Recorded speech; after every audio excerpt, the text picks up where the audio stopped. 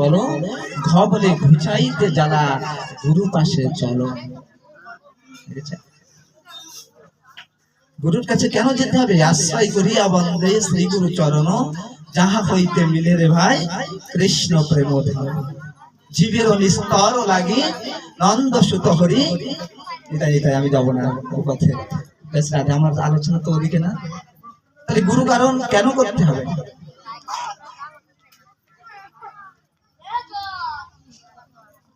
উচ্চস্বরে কৃষ্ণ বলে ডাকো, চিন্ময় নামে তুমি সদা মত্ত থাকো। বলে ছয় ভাই শাস্ত্র দ্বারা মত। ছয় ভাই মানে ষড় গোস্বামী, শ্রীরূপ শ্রী সনাতন ভট্ট রঘুনাথ, শ্রীজীব গোপাল ভট্ট দাস রঘুনাথ, এই ছয় গোস্বামী। হ্যাঁ, এই ছয় গোস্বামীর আনুগত্য আমাদেরকে ভজন করতে হবে। ঝ বলে ঝরিলে আঁখি শ্রী গোবিন্দের নামে, ইংরে বলে ওই বলে তুই যাবি নিত্য ধামে। ট বলে টাকার বলে টেকে না সেই তনু, ঠ বলে ঠকবি শেষে না ভজিলে কানু। দেখেছেন, টাকার বলে কি টেকানো যাবে? এই দেহটা, এই দেহটা কি টিকবে গো? যে দেহটাকে আমি বলছি রাধে, যে দেহ আপন জ্ঞানে যত্ন করো রাত্রি দিনে, বসন ভূষণ কত বেশ, কিন্তু পরমাত্মা ভগবান যবে হবে অন্তর্ধান, ভস্য কৃমি কীট অবশেষ। যে দেহের জন্য আমরা এত কিছু করছি গো, যে দেহেরও এই গতি তাহার অনুগত, সংসার বৈভবা বন্ধু জন যত। যে দেহের এই গতি, কোন গতি গো? এই দেহের গতিটা কি? কুকুর শ্রীগল সবে আনন্দিত হইয়া মহোৎসব করিবে মোর এই দেহ লইয়া। এই দেহে আমাদের দেহের শেষ পরিণতি। রাধে রাধে, কোথাও কোনো দিকে ঢুকতে পারছি না।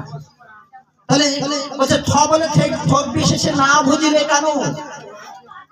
ওই শেষের দিন মনে পড়ে গো, যখন বয়সটা নো হয়ে যায় না, তখনই মনে পড়ে যে কি করলাম সারাটা জীবন। হ্যাঁ, তখন মনে পড়ে। তাই কি বলছেন? ড বলে ডাক্তারে থাকিতে সময়, ঢ বলে ধ্বংসে যে তুই রয়েছিস মায়ায়। সময় থাকতে আমাদের এই ভজন করতে হবে, তাকে ডাকতে হবে সময় থাকতে। বাবাজি বলেছেন, আমি মধ্যাহ্ন তো আর বলছি না, যেটাই ওখানে একটা আলোচনা আছে। বাবাজি যে কথাটা বললেন ওখান থেকে আলোচনা।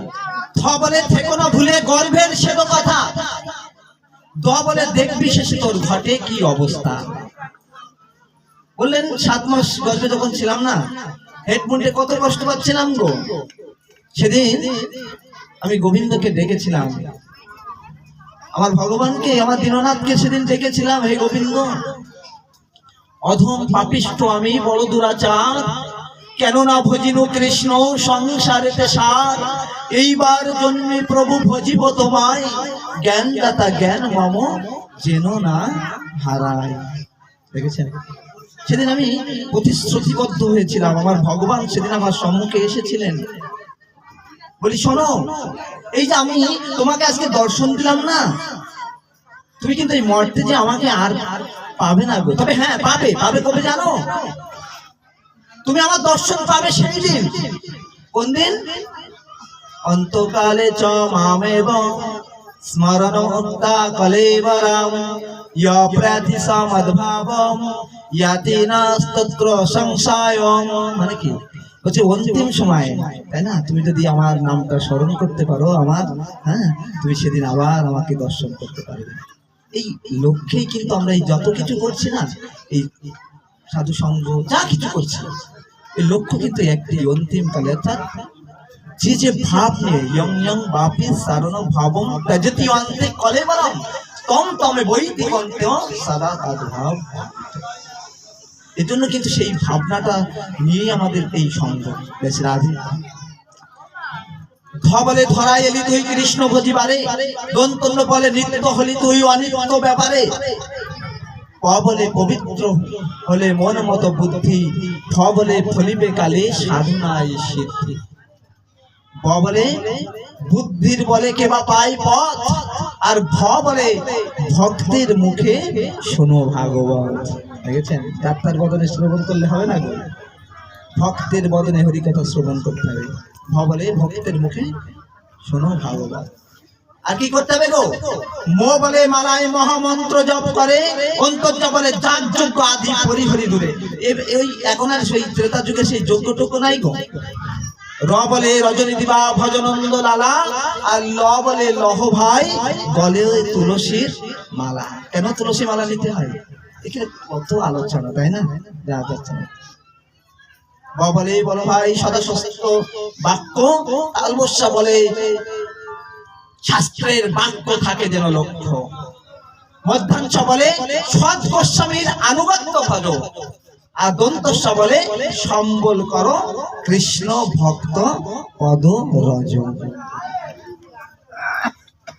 সৎ গোস্বামীর আনুগত্য ভজ মানে দন্তস্ব হসন্তা সৎ, দন্তস্ব হসন্তা সৎ, তাই তো? তার সৎ মা কেমন হয়? তার বৈবত্র পুত্রের প্রতি কেমন আচরণ করে সৎ মা?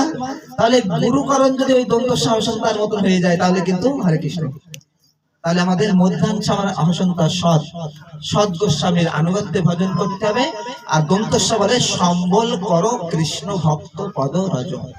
কেন এই কৃষ্ণ ভক্ত পদ রজ আমাদের নিতে হবে? কেন এই ভক্ত পদ রজ দ্বারা নিজের মস্তকটাকে ভূষিত করতে হবে? রঘুগণে তার তপস্যা, এই যে ভাগবতের শ্লোক, না জাতি না চেজ্জুয়া নির্গোপনাথ, না গৃহদা জলগ্নি সূর্যের বিনা মাহাত পাদ রজ অভিষেক। যতক্ষণ না এই মস্তক দ্বারা আমার এই পদরজ দ্বারা নিজের মস্তকটাকে ভূষিত না করতে পারবো ততক্ষণ না ভক্তি লাভ হবে না। কে বলেছিলেন? ভরত মহারাজ আমার রাজা রঘুগণকে বলেছিলেন, তখন কপিল মুনির আশ্রমে ভগবত শিক্ষা গ্রহণ করতে যাচ্ছেন। রাজা, আপনার ভক্তি হবে না গো। কেন হবে না? আপনি পালকিতে যাচ্ছেন, যাচ্ছি না ওদিকে। যাক, ভাগবতের শেষ শ্লোকটি বলে আমি এখানে বিশ্রাম রাখবো। ভাগবতের যে শেষ শ্লোকটি কি বলছেন একটু আস্বাদন করুন। বলছেন, নাম সংকীর্তন যস্য সর্ব পাপ